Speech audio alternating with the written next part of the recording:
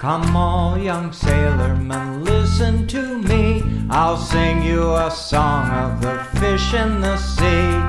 Blow, ye winds, westerly, westerly blow. We're bound to the southward, so steady she goes. Okay, welcome. I want to welcome my friend Tele, who will be our first reader of the evening. Tele Aadsen started salmon trolling out of Sitka, Alaska as a kid in 1984. I am so excited to announce that her first book, What Water Holds, will be available coming up this May from Empty Bowl Press. I'm gonna get myself a copy, get right on the list. I encourage you to do that, and please join me in welcoming Tele to the stage.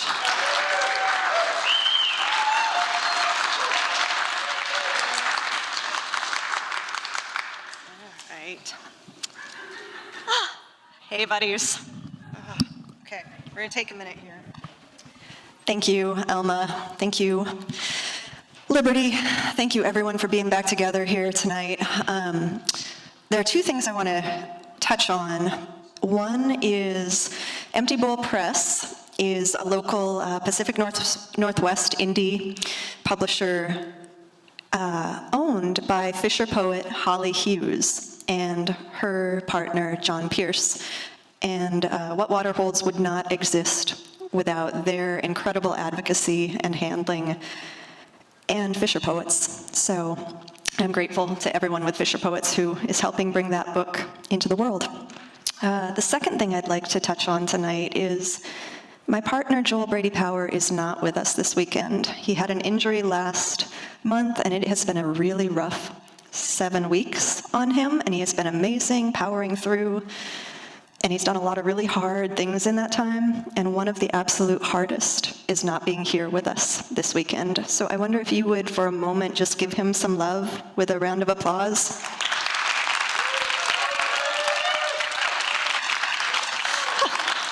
Thank you, and love you, buddy, and let's get started with FisherPoets. All right. I have one piece to read for you tonight, and it is called Sustainable. Last August, deep in the delirious rhythm of a good day, we run lines, land and bleed fish, lines back out, clean fish, run lines, scramble to hand fish down, your nose hairs freeze in the hold's negative 40-degree wind tunnel.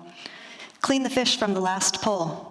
Promise yourself that next time you'll take a moment to gobble a few bites of cold pasta, pound some water and ibuprofen, maybe finally get to pee.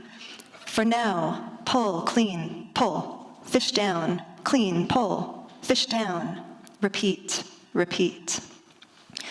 Dude, I'm so tired. I don't know how we used to do this, Joel says, standing next to me at the cleaning trough. This has gotten so much harder since I turned 40. Joel turned 40 last week. 5 years older, I don't let my side eye interrupt my knife flying through flesh. Instead, I do mental math, recalling my mom running her boat with an angry teenager as her only crew. Our last season, she was 54. Can I make these demands of my body for another 9 years? With no backup plan, no savings or retirement fund? What's the alternative? Sliding one fish forward and grabbing another, Joel shakes his head. I don't know how much longer we can do this, just the two of us, buddy. This isn't sustainable. Sustainable. Overused and abused by decades of corporate greenwashing. What does the word even mean anymore? Google sustainable salmon. The first response is this: salmon caught in a way that will ensure more fish will be available now and for decades to come. Alaska's small boat fisheries have long been ranked among the world's healthiest. Following 10,000 years of Tlingit people's stewardship, Southeast trawlers have been guided by a conservation ethos for almost 150 years. Operating with state and federal oversight, We report every fish delivered, taxed a percentage of their value to support Alaska's hatcheries. Fish and Game monitors our catch with a sharp eye, closing kings when we get near the quota, and shutting us down mid-season to ensure escapement goals, salmon safely reaching their rivers to spawn.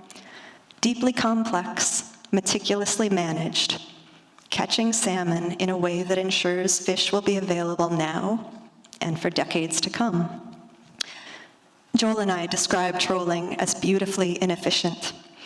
The intimate connection with salmon and their world is precisely why many of us choose this ridiculously laborious, detail-obsessed business of coaxing fish to bite a hook, one by one. But sustainable fisheries alone will not save salmon. They need healthy saltwater and freshwater habitats.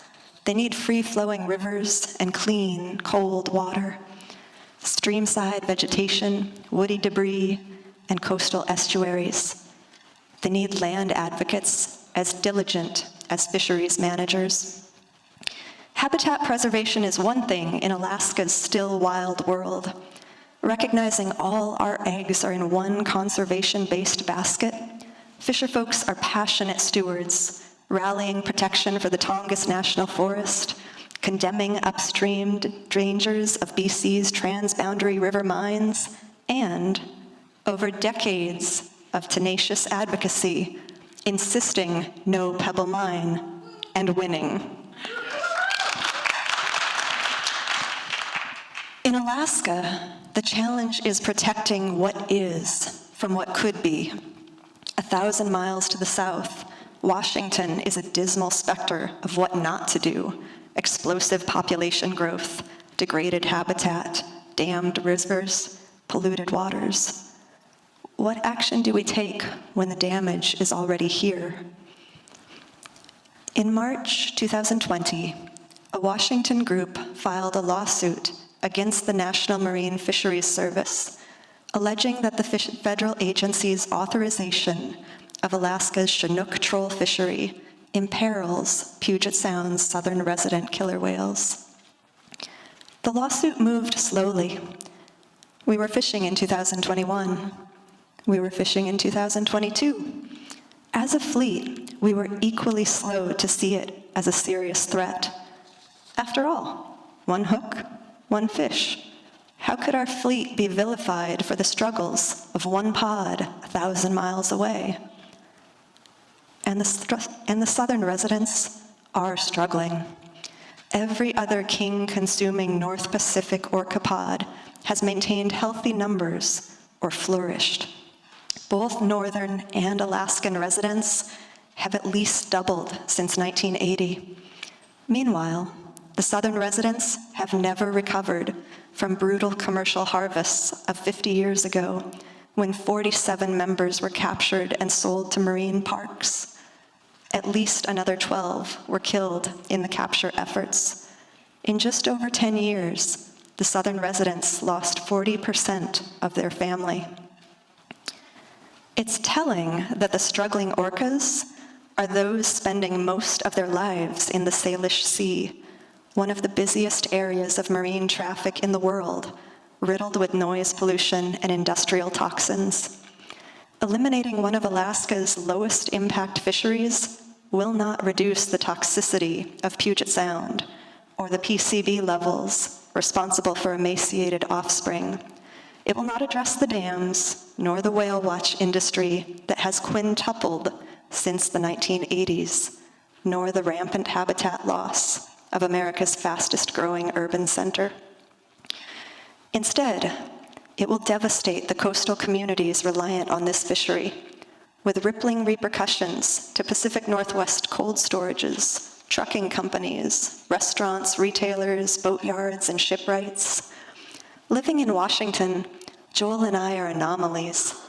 85% of our fleetmates are Alaskans, literal mom and pop operations, small boats with 2 to 3 people on board, multi-generation fisher families. Blithe dismissals that the fishermen can get other jobs don't apply to the realities of life in the Tongass, remote island communities accessible only by boat or air. Of this lawsuit's potential losers, the southern residents will be the biggest. Taking our hooks out of Southeast Alaskan waters will not turn the tide for the Salish Sea's imperiled orcas or salmon.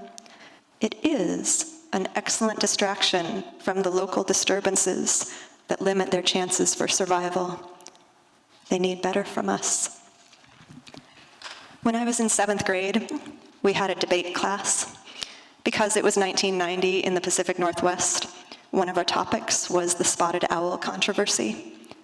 No one wanted to speak for the loggers, not even me, a boat kid who spent summers blue-collared and bloody.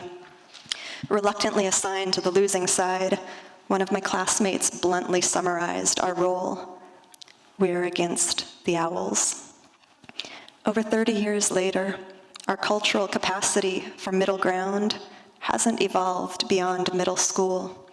Scrolling articles about the lawsuit, I make the mistake of reading the comments. I learn that in standing for Alaska's sustainable fisheries, I am standing against the orcas. Every story needs a hero.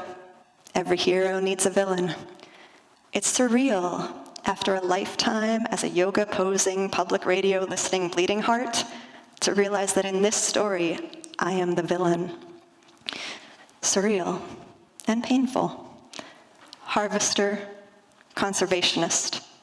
I'm old enough to recall when folks thought you were one or the other. We know better now.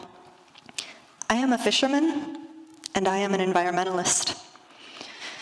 Identities not merely coexisting, but necessarily, inextricably intertwined, each sustaining the other. I think back to one sunny July afternoon years ago, trolling for coho off Icy Point. Dragging our hooks through glacial green water, Joel and I dropped everything to marvel at a pod of orcas charging past. They were fast on the westward move, surfacing just long enough for us to admire their signature black and white lines. Lines so clearly drawn, such a stark division in the land of ocean mist, to see not a shade of gray. As we gather tonight here, the lawsuit is in a Seattle judge's hands. Now we wait for the ruling that determines if our fleet can fish kings this summer. The Nurka's season has already been ruled out. Joel had a serious accident last month. Hearing the surgeons say he'd be wheelchair-bound for the next 3 months before he could begin the process of learning to walk again, that made our decision for us. All the Nurka's winter projects were off the table. Neither she nor her captain will be in shape for this season. As the rest of our fleet waits for the verdict, I'm waiting to see what happens with my sweetheart's recovery. I did not anticipate being a 45-year-old deckhand starting over on an unfamiliar boat, but the alternative is worse. Going a summer without the sustenance of salt air, without the bounce of the ocean beneath my boots, chasing salmon beneath the shadows of mountains that, when I was a child, still poured glaciers into the sea. If our fleet is fishing, I will be there. Land friends often ask me, how long? How long will you keep fishing? The question always takes me by surprise, an unexpected tell of the ways they don't know me, don't know the elements sustaining my being. How long will a salmon keep swimming? As long as she can. Thank you. Oh Lord, same damn river, 40 years of working, all I had to give her. Hard on my back and it won't get better, gonna put that riverboat down forever. Load up firewood and cotton, folks who got the tickets and the folks who never bought 'em. Lean against the throttle, hope we get her off the bottom. Hear that whistle in the middle of the night, forgotten.